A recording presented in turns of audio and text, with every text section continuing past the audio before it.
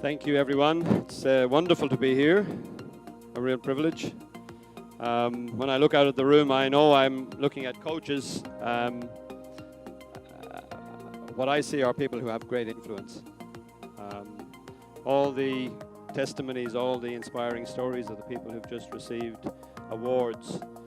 We see the end piece there in the presentation of the award, but behind that, the work, the transformation, the energy that all of those inspiring people put into their work. And when I multiply that out into the room here, I know I'm in a room full of heroes, a room full of people who do great work, often unseen. My background, I live in Australia. My background is in education. It's not in sport. I was a teacher and a principal. That was my career until about 8 years ago. And then I made a decision to move into a different profession, move into the profession of consultancy. Initially thinking that I would be working in education as a consultant in leadership and in communication in education. Very quickly after one of my sessions, a school asked if they could bring their school board to the presentation. And on the school board was a high-performance sport leader and a business person. And straight away after that first presentation with them, the sports and the business people came and said, would you mind, would you consider, would you think of coming into our environment and working on some of the things you work with in education in our environment? I trusted that they saw something, that they saw a good translation, that they saw work that would be powerful for them. And so I went along, and now half of my work essentially is in sport. 8 years later, my connection to sport is very strong. Largely in New Zealand is the main place that I work with sport, but also in Australia.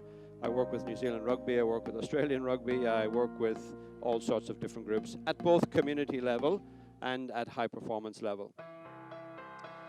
One of the first things I noticed when I worked with sport, the very first group of people I worked with in sport, they gave me an outline of the 2 days' work.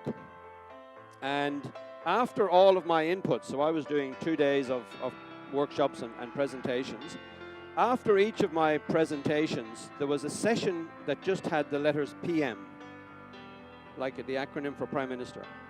A session that said PM for 20 minutes after every session. And I had nothing prepared for that.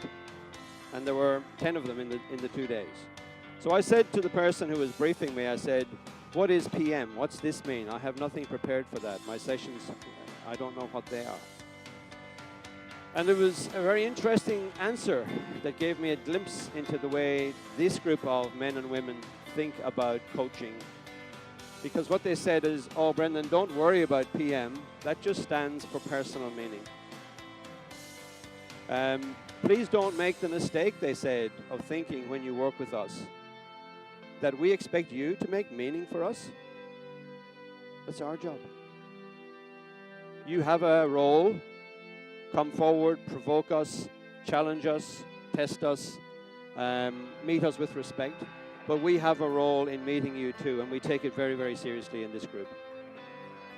And so at the end of every session I did for those 2 days, and in every 2 days since then with this group, these people withdraw for 12 minutes after a learning session on their own. And they ask themselves the question, what have I heard that makes sense to me in my practice, in my context, in my work? And then for 8 minutes, they come together and they co-construct meaning. They sit in small groups and they say, what are you taking back into your practice from this? It really challenged me because I've come from the education profession. And I started to wonder, to what extent did the schools that I led have the same commitment to their own learning, to their own change?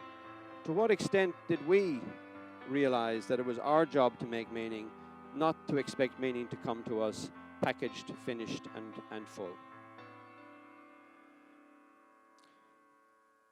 The better the coaches I work with, the more they want to spend time thinking, reflecting, and inquiring. Expertise actually wants inquiry.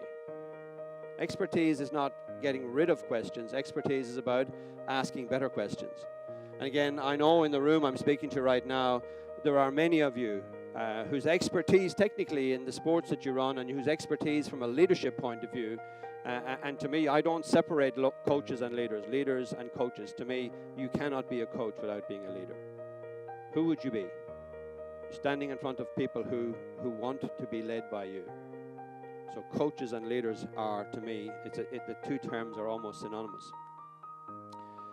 Roger Martin, an American writer, said, it's probably back in around 2007, he talks about, when you look at our advantages biologically as a species, as human beings, the fact that I can do this simple thing.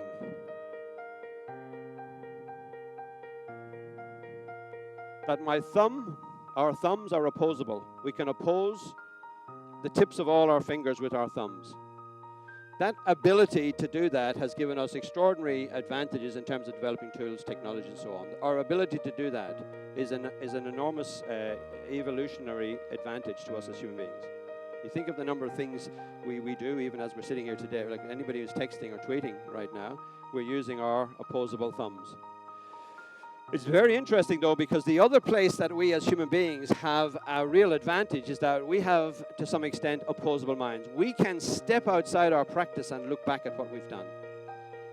We can oppose our previous behaviors. We can step away from what we believe and look back at what we believe and say, is that strong? Is that true? Is that right? And any person in leadership, any coach, who doesn't have the capacity to step away from even tried and tested and really important things that you know and say, are they still fit for purpose? Are they still the right things? Are my assumptions accurate? You give away your advantage. Learning and the capacity for learning is a key advantage to all people who are in leadership, particularly in the complex times that we live in nowadays. The other thing I know from working with coaches is that they don't want to just learn up here. They have to learn, they have to turn concepts into tools. They're comfortable to hear concepts, but only if they can find things they can use. And in many ways, it's almost a definition of learning, the ability to take concepts and to turn them into tools. Coaches have a bias for action. There's an old proverb Guy Kawasaki quotes, you have to sit by the side of a river for a very long time before a roast duck is ever going to fly into your mouth. If you want a roast duck, you've got to do something. It doesn't come that way, and learning is the same. You can't sit here even today and think, I will learn things. The real learning will be what you try, what you test, what you do when you leave here. This can be provocation, but it can't be the practice itself. So pour your own gold, everyone, please. You crossed the threshold of the back of the door this morning when you came into this room. Please, when you leave this room after 2 days, go away different. Find the things. They may not be things I say. They may be things that Haley says. There may be things you heard from your colleagues up here, your brothers and sisters, coaches up here. Maybe things you hear from each other in conversation. But please, don't leave these 2 days without leaving somewhat different. In some incremental, in some way, going back with something to test, something to think about, something that challenges what you've already done. Language. So my work is in leadership, and in leadership, your language is one of your key technologies, right? So when I'm sitting down there with the minister and with Haley and everybody before this, it's a lovely place. It's private. Nobody has to hear me. Nobody has to see me. But when I come up on the stage and I step in front of you, I've crossed a threshold. I have to show myself to you. And obviously my physicality will show you something, and you will read that. But the only other way that you will understand who is talking to you, the only other way you will connect with me, the only other way you will have any relationship with me at the moment is through my language. And of course, I'm not talking about me, really. Every time a coach stands in front of a group, the language he uses becomes the fundamental mechanism by which all their coaching abilities is expressed. And I come from a place where my assumptions might be different from yours. So I will use words today. I might use a word and you might hear a different word. Because your understanding of that same word, your construct for that same word may be different. So language can connect us, but language can also drive us apart.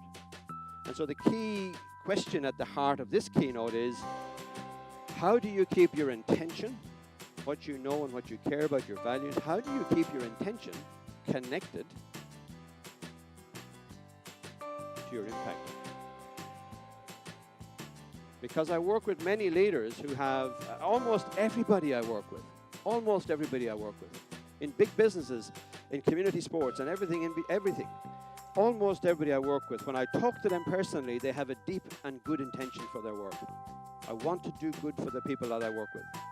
I want to have value, social impact. I want to change young people's lives. Whatever it is, I want to do good work. But not everybody I work with, when I talk to the people they lead, are having good impact. So one woman that I work with, when I speak to her one-to-one, she says, Brendan, I'm a people person. That's who I am. I love people. When I talk to her people, some of them say, you must be kidding. There are buddies. There's blood all the way down the corridor from the last 6 people who asked her a question at a meeting. Now, she's not lying here. That is what she wants. It is who she dreams of being as a coach, as a person. It's what she wants. They're not lying either. It is their colleagues, entrails, that are on the corridor. She is tough on people, though she wants to be strong for people.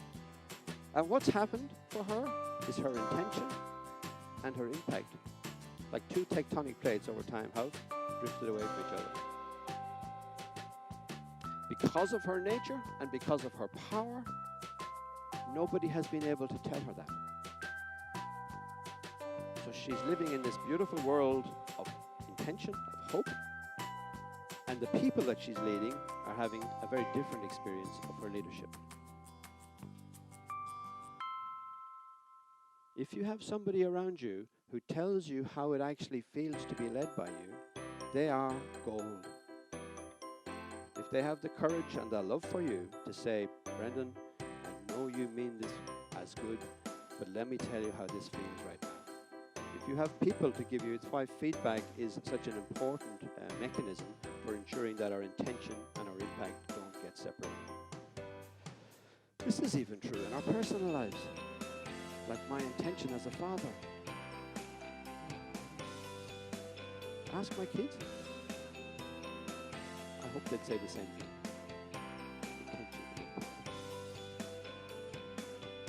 So just to give you a sense of my context and the coaches I work with, here are some questions that your colleagues, if we had Coaches Without Frontiers, if I was to bring into this room some questions that are in the pattern of questions that coaches ask me in New Zealand, in Australia, I worked in Italy this year, in Ireland. If I was putting some questions together, here are some of the questions that your colleagues are asking in these other countries. I don't know if they'll be your questions, and I want to make sure that my intention and my impact stay connected. So they ask, how do you create shared purpose in increasingly disconnected times? Again, in our country, in Australia, for example, the data at the moment, just out last week from Headspace, the sort of mental health agency, said that 64% of our young people feel that their mental health is deteriorating. 64% of our little ones, young ones, feel that their mental health is deteriorating. And 37% of them, of that 64, 37% attribute that to social media. This is a question. How do you create shared purpose? How do you create meaning? How do you breathe life into disconnected times? Second question might need more explanation. The coaches ask me, they say, we have, as you have, we have powerful values, Horizon 2, longer things we care about, our country, cohesion, social cohesion. We have Horizon 2, but we're measured in Horizon 1, results. um, what sponsors think, and so on. And they say, you tend to put your energy into where you're measured. How do we really pay attention to the longer things when it's the shorter things that we will be measured on? When my contract will be terminated if we don't have a good season, etc., etc. Third question that comes off often, and this is sort of work we work into, is how do you challenge a high-performing bad citizen? Somebody who's great on the court, but poor in the dressing room. Very good player, good trainer, not such a good, like a bully maybe, somebody who is unkind, somebody who diminishes younger people, whatever, somebody who's sexist, whatever the different issues we would be dealing with. How do you challenge high-performing bad citizens? A big question around what's the best connection between participation and competition? You know, how much competition, how much participation, when do you transition, do you transition? Questions around that. The fifth question comes straight out of coaches' hearts. Does your family have to be a casualty of your work in a professional coaching environment? Because many of them are worried about their own well-being. And again, I'm not sure what the form of that would be here. A question around motivation. Are people wired differently nowadays in terms of motivation? I don't seem to be able to motivate people in the way I used to motivate people. Do I need to change? Have the people in front of me changed? And a question that's arising in New Zealand at the moment and in other places is early specialization really the best pathway to excellence? Is later specialization? When do we specialize? How soon do we get serious with young people in sport? I just want to give you a moment to take a break, listening to my voice, just to connect with the person next to you. Are any of those questions similar to the questions that you and your colleagues have here in Singapore? Or is there another question? And we won't be taking these to the front or anything inside this hour, but are they the same types of questions you're asking? I want to help you to get a sense of my context and talk a little bit more then into yours. So just a couple of 2 minutes of compulsory talking. If you don't talk to each other, I'm going to start again. So have a quick buzz. Are these your questions or something similar?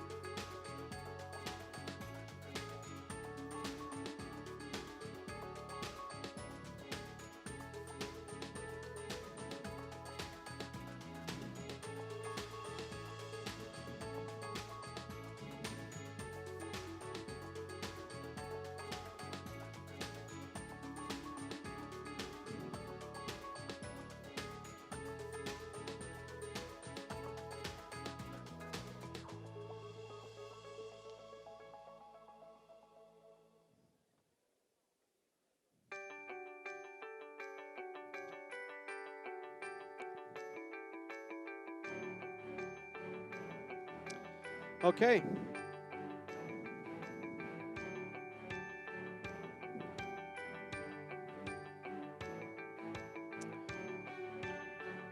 What do I know of your context?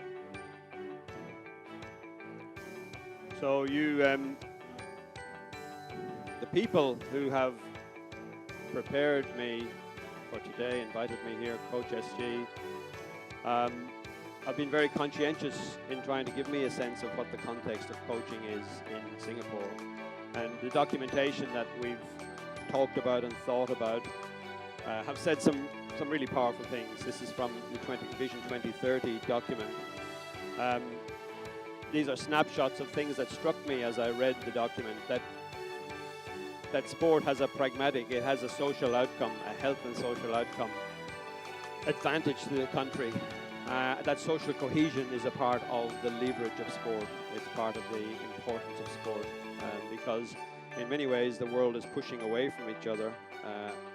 There's a lot of speed in the world at the moment. There's a lot of othering, of creating outsiders in the world at the moment. Sport promotes social coherence and cohesion. And I loved your statement that this was a journey of care for our constituents, which combines the grit of sports and the nurturance of positive relationships and sort of brings things that sound different together in a really powerful way. So that's part of your aspiration. You see my educational eyes lit up when I saw the research you were quoting around the higher numeracy for low achieving or underachieving youth as well. And I love your phrase that says, we are about the creation of positive spaces that uplift vulnerable communities. You talk about values that are inherent to sport, like teamwork and resilience and confidence and humility and honor. And these are in your documents. And I line them up very well with the educational speak, the educational world that says the 6 C's of 21st century learning are, for young people, collaboration, critical thinking, communication, character, creative thinking, and citizenship. So I see a beautiful overlap in many ways between my work as an educator and the work that you people do so powerfully with young people through sport. There's a version of I'm sorry for the amount of text on this slide. The 5 big sports in New Zealand just sent an open letter, essentially, to the country to talk about putting fun, putting connection, putting participation back into sport for young people. I've highlighted in a different color some of the things they're talking about, but they're very similar to what you're saying. They're in the same conversation as you. That success should be defined by enjoyment, that it's a positive experience, that young people play to be with their friends, but also in naming the problem that young people in New Zealand certainly are in many ways walking away from sport. I don't know what you celebrated here around the 50th anniversary of the moon landing recently, but I listened to Michael Collins, who was the man who didn't land. You know, 2 guys went down and 1 guy stayed up in the lunar module, in the command module, waiting to get them off. The ultimate team player of the program, the one who didn't walk on the moon. He said some very interesting things on the 50th anniversary. He said that at one moment when Neil Armstrong and Buzz Aldrin were walking on the moon, he was on his own on the dark side of the moon. And he had a thought that on my left are 4,000,000,002 people. And on my right, there is no one at all, as far as we know, out into the extended universe. So he had a moment up there of being really, really conscious of where he was. One of the other things he said is that on the Apollo 11, we have more computing power in our pockets than they had on the Apollo 11. All of us have more power in our hands, in our pockets, than they had on Apollo 11. And through this comes the world. With all its speed, with all its whatever. It's no surprise that we're living in times that are hard for young people to make sense of in many ways, and to make sense of and to stay connected to things that matter. And in sport, where they're with us, we get a chance to influence that. That's the thing that surprised me most about working in sport. I knew I would meet clever people. I knew I would meet committed people. I knew I would meet talented people. I knew I would meet da-da-da-da-da-da.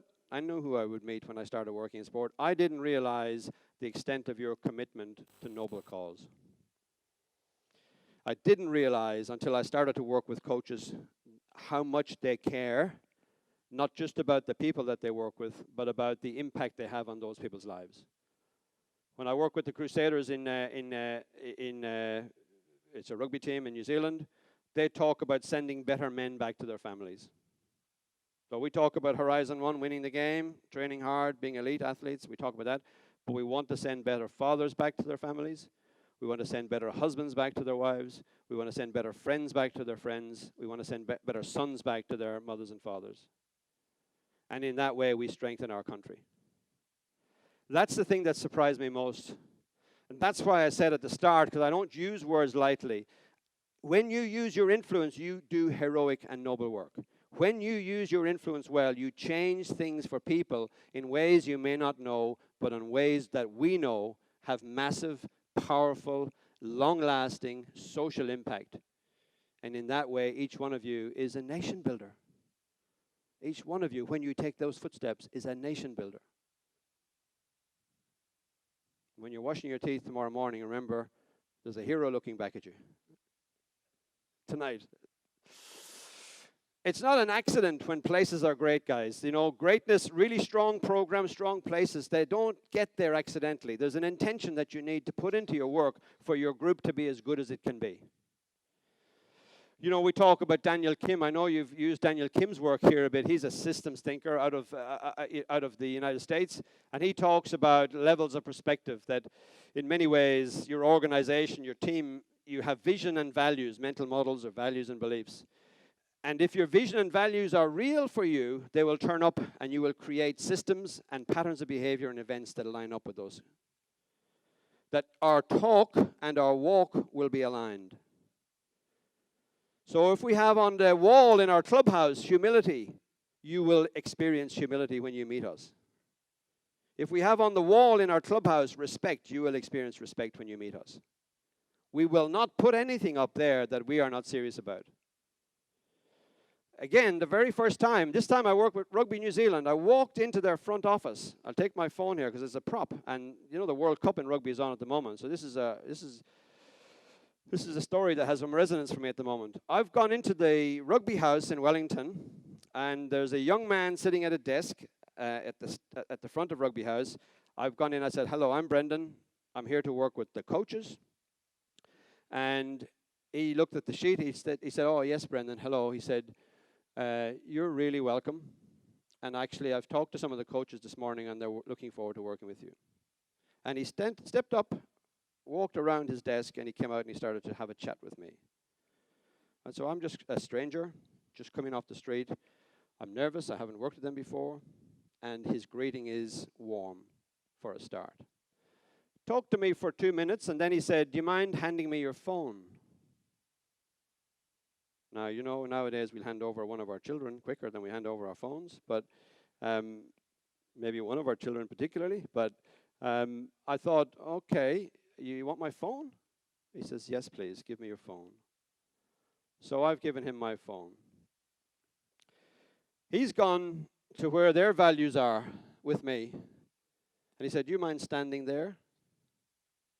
And then he's gone to a cupboard and he's taken out the World Cup, the Webb Ellis, the gold cup that we will see presented to Ireland in a couple of weeks' time. And he said, hold this. Hold the World Cup, Brendan. And on my phone, he stepped away. I won't step away as far as he did because I'll fall off the stage. He's taken 3 pictures of me holding the World Cup. And he said, you can send that home to your friends in Ireland and tell them that the Irish have got their hands on the World Cup at last.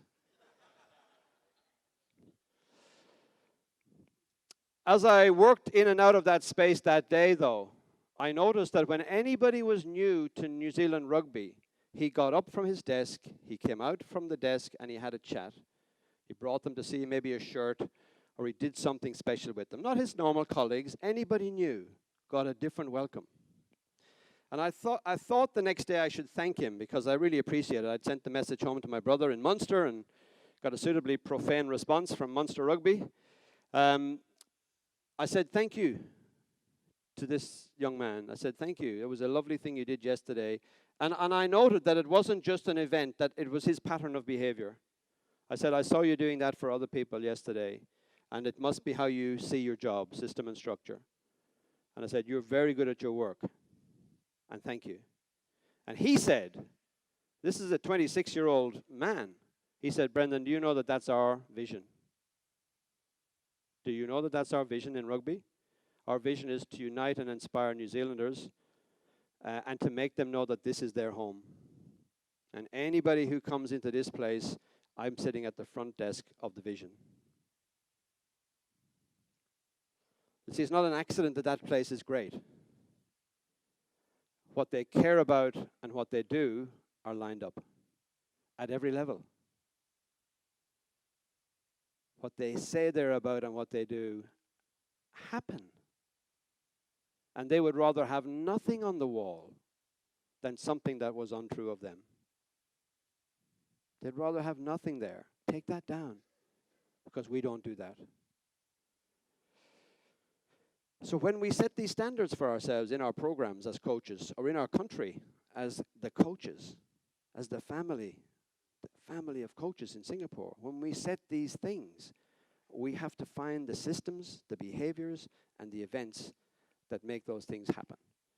Otherwise, we're telling an untrue story about ourselves, and that actually disheartens people, because the experience they're having doesn't line up with the aspiration of the group.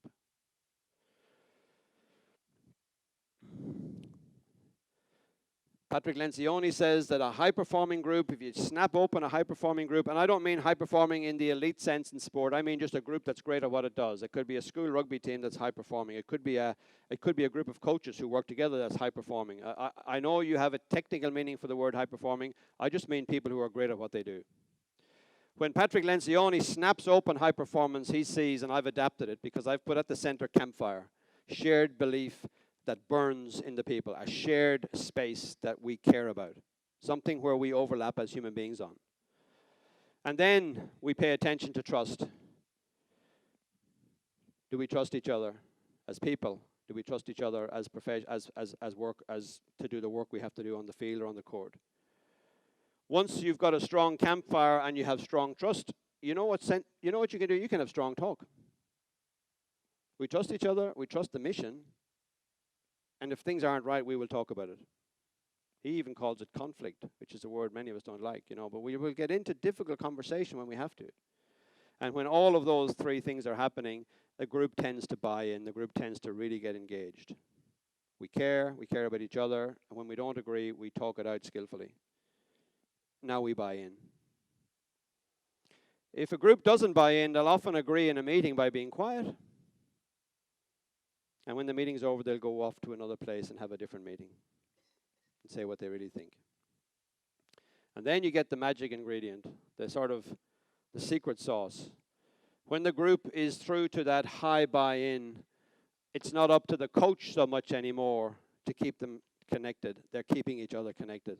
The conversations between people are as powerful as the conversations in terms of top-down, because they're in. And of course, he would say there's always a focus. We're not here to be a group. A team is not here to be a team. A team is here to deliver, to try and deliver something to get a performance from each other. So that's the pathway to high performance in Lencioni's. And if we break that pathway in a significant way at any of those points, we damage the capacity of the group to be as good as the group deserves to be. Last week, I worked with a cycling team of young women, a national cycling and endurance team, and this was their campfire. This was them trying to deliver their high performance. In their case, they're going to Tokyo. What these young girls have done sitting around the campfire is just a metaphor for our shared space, like where the people gather, what the people care about.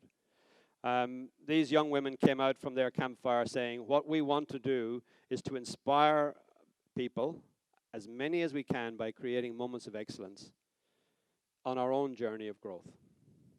That's their campfire. It doesn't have to be elaborate, but they've created that themselves. You see, a vision that's shared is a powerful thing. If a vision is not shared, it could be a hallucination. I have a vision for you. Well, thanks very much. That's very helpful.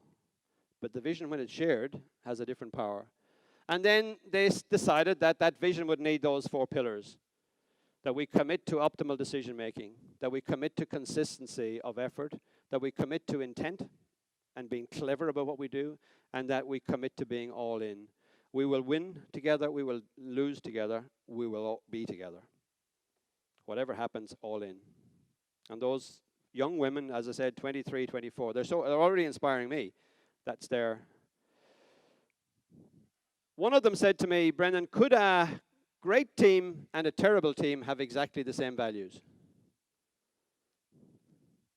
Because she said, I've worked in teams that have magnificent statements on the wall. and horrendous realities on the ground. And she said, could a great team and a terrible team have the same, could they set the same campfire? And of course you could. But there's two things that great teams tend to do that take it beyond the set fire. They burn, they combust, they get the fire lit by having clarity around the behaviors that they have to show for each other, and by having courage in conversation when those behaviors aren't being followed. So they take this big thought, they turn it into behaviors, and they have the courage to talk about it when it's not right. And I watched them cycle last week, and they had a bad cycle. So they're an endurance team. A young cyclist at the back. They have an experienced cyclist at the front. I don't know if any of you are in the cycling world, but the rhythm of the group is dependent on the front of the group. The front person sets the rhythm of the group. And they were having a bad session. They were calling each other's names. They don't have instructions when they're riding. They just say their name. So if they think it's me that's causing the problem, they'll say, Brendan. And that's my sign. I'm doing something that's causing the group to not be coherent. So the only instruction out there is your name. And this one person's name kept getting called. Brendan, Brendan, Brendan, by different riders. But she didn't change whatever she was doing. You know, she's trying her best too. When they came off the track, the youngest cyclist, committed to conversational courage, went to the data and said, can you tell me what, named her colleague, what she's doing just before she cycles into a corner? Can you look at the data for what she does just before she goes into a corner? And when they looked at the numbers, they said she puts on more power just as she goes into a corner. In many ways, she's almost thinking this corner is going to be hard. I have to go a bit harder. So she broke the rhythm just before she goes into a corner. And then the scientist and this young person went to the coach and said, Coach, I think we've worked out what's happening in the rhythm. Do you think these numbers are saying that? And then the coach and this young cyclist went to the rider involved and said, here's what we think is happening. And there was a really honest, robust, straightforward conversation. The woman who heard that she was creating the problem was the hero of the piece, because she said, absolutely, I see it, it's so clear. Her listening was non-defensive. She just listened and thought, okay, I am trying to get you through the corner, and I slingshot a bit through the corner, and I'm putting on pressure on the group. Just as you're easing up to come into the corner, I'm going on in the corner. It makes us jumpy in the corners. So there were two things happening here. The young person having the courage to challenge an experienced colleague, and the experienced colleague having the non-defensive listening capacity to say, okay, issue solved, group moves forward. So that's what I mean. These guys don't just say those things. These guys, I can observe moments of those things happening. Haley will probably say more about things around behavioral clarity. Values can't be seen. Behaviors can. As human beings, we don't see ourselves clearly. We all think we're doing our best. Our intention is good. We don't know always how other people see us. Our intention is not our impact, as I've said. And it's our behaviors that people are experiencing. Behaviors are the values made visible. Just a quick question back into your groups for a second, or into where you're sitting for a second. Are the behaviors you want from your groups clear enough? I'm sure the values are. I'm sure the values are. Are the behaviors, the observable behaviors that you're asking of the people you lead, are they clear enough, or is there some work there for you? And maybe just share a moment or two's conversation with the person next to you on that. How is the clarity in the team you lead? That's to you for a moment now, guys. So that you need to lift the roof off in conversation now. Talk to each other.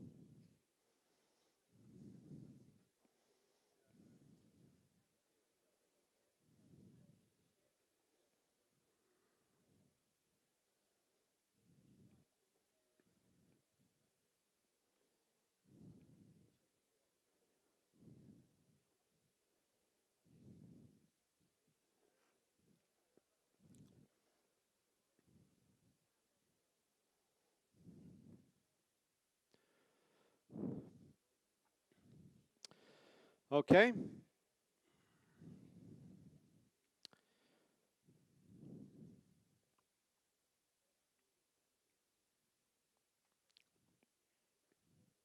How do you have a skillful direct conversation if the thing you're talking about can't be seen by the other person? Um, our language and our listening. You think about that senior athlete has been to 2 Olympics, and she's been challenged by an athlete that hasn't been to the Olympics yet, and she's grateful for the challenge. There's some quality there. Thank you for bringing that to me. Our language and our listening. The times we live in are very complex, guys. I don't know how it is for you exactly in Singapore. I know that many of the things that are in the world at the moment, you can't really watch the news for very long without feeling that there's a lot of problems in the world at the moment, that we're pulling away, that the environment is an issue, that politics around the world are becoming more destructive, really. People aren't listening, aren't coming together as well as they need to be. And many of the challenges ahead of us as human beings will need us to be together. So as the times become more fractured and the challenges become more connected, we've got to be able to find each other. We've got to be able to find each other, because we're not going to solve, you can't keep your own part of the pool clean. It's the one pool. David Brooks, who writes in the New York Times, he says that we have some very ruinous beliefs in the Western world. We have an exaggerated faith in our ability to solve things with our heads, and we're not listening to how we're feeling enough. That we believe in individuals too much, and we privilege that over the group too much. That, we have a sense that the individual is the unit, whereas in fact the community is the unit. We're not thinking long-term anymore. And sometimes we're even thinking that diversity is just good to bring people together. He says that's not the end of diversity. Let's think together, let's solve things together. Let's not just tolerate each other, let's actually leverage our diversity. So Brooks talks about the world we live in having 5 or 6 really ruinous beliefs. It's called the age of disruption. The big result, systems and politics and nations are sort of losing right relationship with each other, and so we sometimes call this the age of disruption. I don't know what you guys are all doing with all the extra time you have now that we have technology. I'm sure you're all on holiday a lot of the time. It's not like that. It's faster. It's faster. It's faster. I love young people. I've dedicated my life to young people as a teacher and as a principal. And it troubles me most of all, including for my own 3 children, it troubles me that we also call this an age of anxiety. If we can't even be in right relationship with our phones, what chance have we of being in right relationship with each other? And just the other night, my youngest son, Ronan, who lives with me still, he's 23, he's just finishing a uni a thesis. He said, "Dad, I feel like I see a problem in the world that I don't have the tools to address. I feel like I see the problem pretty clearly, but I don't feel I have agency in doing anything about it." And he says, "I don't think I'm okay." In many ways, I see the problem too, but I have the architecture of a life of 60 years to sort of handle. I've seen versions of this before. I've seen things. I think I can handle things differently. He doesn't have the architecture in his mind yet to handle the thing that he sees as an issue for our young people. So every time you talk to young people, you get to give them hope.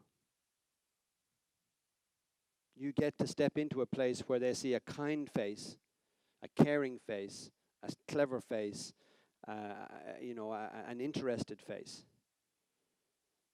And in an age, and again, I don't want to extrapolate into Singapore. Your young people may be much better off mentally than in a mental health sense. Ours are not.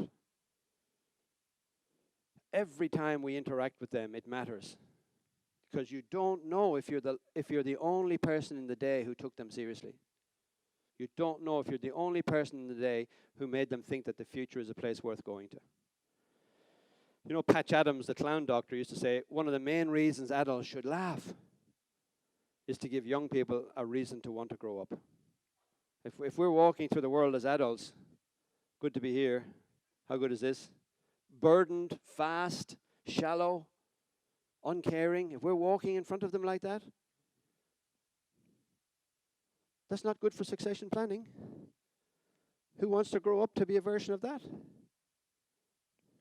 And of course, we know when we walk into these worlds as a coach, as a leader, that we need to be on our game. Energy is the fundamental currency of performance, not time. And to be honest, hope is the fundamental currency of leadership at the moment. Give young people hope. They deserve to be surrounded by people who feel that the future is a place worth going to.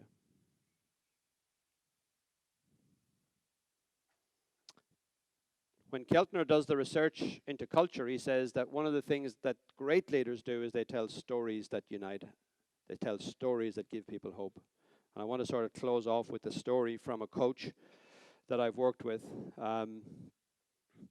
quite a bit. Our brains make sense of the world of story. Young people, we need stories. Stories are critical to, you know, when you go home after the conference, what will you do? You'll tell stories. Like the human brain makes sense of the world in stories. Data is helpful. Story is healthful. We are storytelling. As human beings, we live in story. Great groups are always held by strong story. It's like an immune system. And when a story is strong, pressure tests everything. Pressure tests values, but when the story is strong, the group holds up. I wonder how your current story is working for you. I mean in Singapore, not just in the group you work with or in the school you work in. How well is your story working for you? Who does it not work for? So here's my coach calling me up. Brendan, I have a great group of athletes. And for the last 2 years, they've had a window to achieve a great performance at their level. But each year we've fallen short. I don't know what I'm doing wrong as coach. They're the right age, they're the right skill set, they're the right profile, they're ready, and we've fallen twice. This is the 3rd year of the window. I want to get it right this year. So we began to talk about his group and how they formed purpose. I said, well, how do you guys connect? What is your story? What do you share? And he said, oh, well, every year we have a campfire. We stand around the campfire. And I said, and what do you do then? He said, I ask them all, what's your purpose? So 24 people, what's your purpose this year? What's your purpose this year? What's your purpose this year? Coaches as well. And then I said, what happens at the end? He says, at the end, I tell them my purpose. I said, what happens then? And he says, I said, thanks very much. That's great. Let's have a good year. And obviously, you know, you guys are skillful noticers. You're skillful coaches. You would know that there's... this is a very clever man, by the way. This coach is a clever man, but that's the way they form purpose. I said, how does that not stay an ecosystem? How do you create ecosystem out of that? Because that's like separate things. Noble. Good things. How does that become a thing? How do you move from me to we with that group? And he said, I think that's the problem. He said, I don't know how to do that. So this year, the start of this year, what he did was, he lit a fire, and he put the group 5 k's away from the fire in small groups. He said, just come into the fire. We're going to talk about our purpose differently this year. They could see the fire on a hill. He put them in small groups. Said, you don't have to compete, but of course they did. And they came into the fire, and these young men, on a dark night, stood around the campfire with each other. He had primed up his senior leaders. He had a few captains and vice captains. So he'd primed them up with the question he was going to ask. What he asked them this year was, he said, I want you to tell us, each of us, to tell each other, who has been a quiet hero in our lives? When you stand here tonight, think back of who's been behind you. A person who has helped you, has supported you, has sacrificed for you, has given you the privilege of standing at this campfire tonight. And I want you to stay on one face, someone who has stood as a quiet hero in your life for you. And when you're ready, I want you to tell us about him or her. And the captain spoke first. And the captain said, I want to tell you about my wife. A smarter woman than me, with a better career than mine, at home tonight, as she often is, so that I can have the privilege of standing here. The second or third person said, I'd like to talk about my mother. I'm the product of 1,000 chicken sandwiches. Every time I've gone coaching since I was a little boy, my mother has made me a packet of chicken sandwiches, tin foil in a lunchbox with the right amount of pepper and mayonnaise on them. And at the end of my sessions since I was little, I've opened up my sandwiches that my mother has made for me, and I've eaten them, and she's never asked for anything. She's just done that for me. Further into the group, a man spoke about his father. And he said, as I'm talking to you, I can see my father in my mind. He doesn't say much to me. But every night I look at training, he's standing with his hands in his pockets on a wet night, watching me train. And he drives me home when I was younger. And he doesn't say an awful lot to me, but he's always there. About halfway through the group, a young man said, I don't know what to say. I'm very selfish. And I've never thought about who's standing behind me in my life. I'm the tip of the pencil in my family. I'm the one that everybody supports. And it's never given me pause for thought. And he said, when I think about your question, I'd like to mention my brother, who had more talent than me but got injured. And he comes to all my games, even though I'm living the life that he hoped he would live. At the very end of the group, a young man said, something that you all don't know about me, even though we've played together for 3 years, is that I struggle with my mental health. And it's harder for me to get here than it is probably for many people, because I have a depression and anxiety disorder, and it makes it really hard for me to risk this. And he went on to name the person who had helped him sort of handle that. The coach said, coaches are brilliant noticers. The coach said, as he began to speak, and he said, remember who these people are. These are not necessarily, the most educated. This is just a group of young men.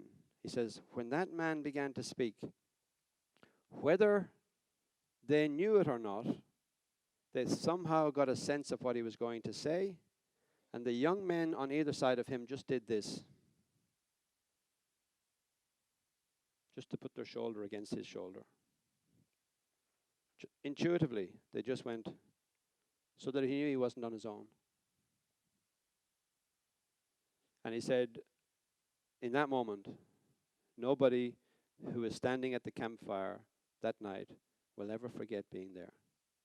Because for the first time, we saw each other as people. Not just as players, not just as sports people, as people. He got a piece of wood, and he carved the initials of all the quiet heroes on the wood. They can't show it to anybody else because they'd all have liked to say 5 people's names, but there was only one name from each person on the coaches and all. They carved the names, the initials of those people. And before they play this year, they tap the name. And they run out for more than themselves this year. They run out to make good of the sacrifice, of the love, of the support of the people who have helped them to get to where they are in their lives. And he said, I don't know if we'll win this season, but we've already won. Because we're playing in a different way for a different thing now. And we have, at last, a campfire that's lit, that's real, and that we're prepared to honor.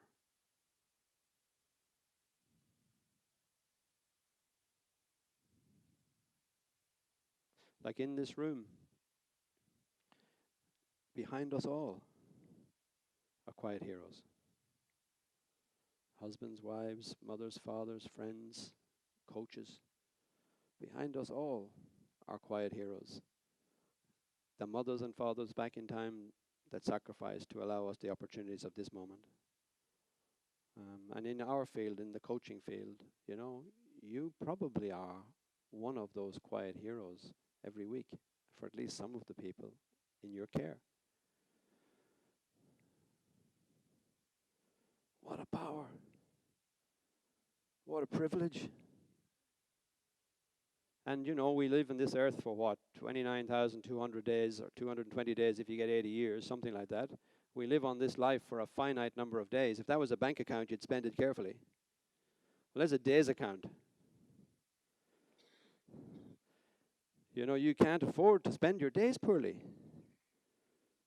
Every day is a gift, and every day doesn't come back.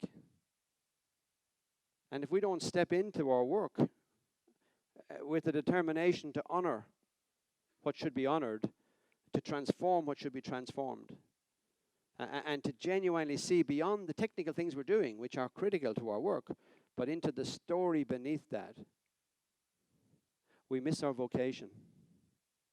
We miss our vocation. We miss the calling. We miss the most important thing. Just to give you a quick buzz on that. If the room was full of people who knew each other, I would say, tell somebody next to you about a quiet hero in your life. Because vulnerability is critical to leadership.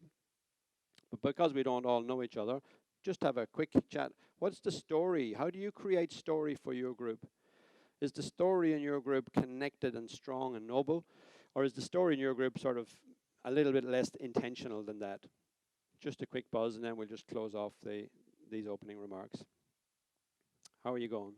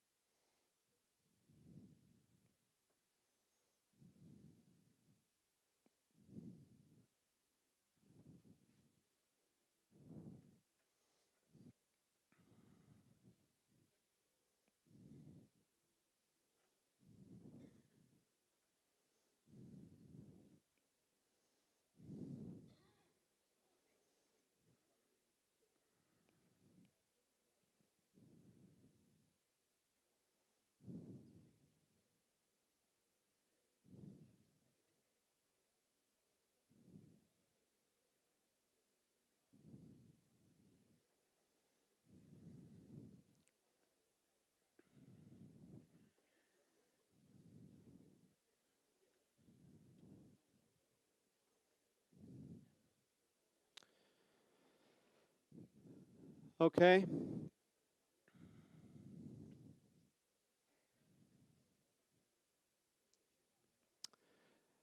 If you want to put the science back into this, story gives data a soul.